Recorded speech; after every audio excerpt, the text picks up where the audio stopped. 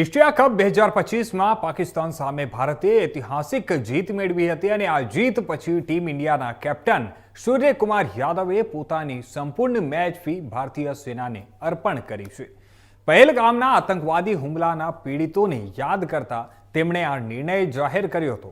અરે જણાવી દઈએ કે આ જાહેરાત સાંભળીને મેદાનમાં હાજર લોકોની આંખોમાં આંસુ આવી ગયા હતા. પરંતુ આ નિર્ણય સાથે જ એક વિવાદ ઊભો થયો છે.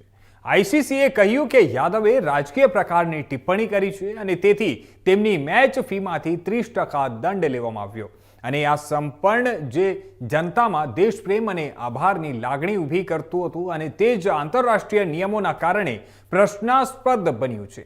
ત્યારે બીજી બાજુ બીસીસીઆઈએ આ દંડ સામે અપીલ કરી છે. બીસીસીઆઈએ દલીલ કરી છે કે સૈનિકો માટેનું દાન રાજકારણ નહીં પરંતુ શુદ્ધ રાષ્ટ્રપ્રેમ છે.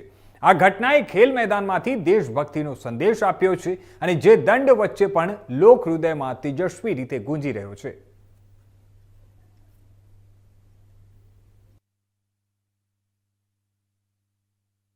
थोड़ा लेट हो गया, आप लोग ने पूछा नहीं, but it's like a gesture मेरी तरफ से.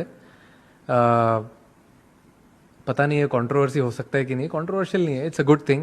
आई actually personally want to give my match fees of all the games which I have played in this tournament to the Indian Army. Thank you to the Indian Army.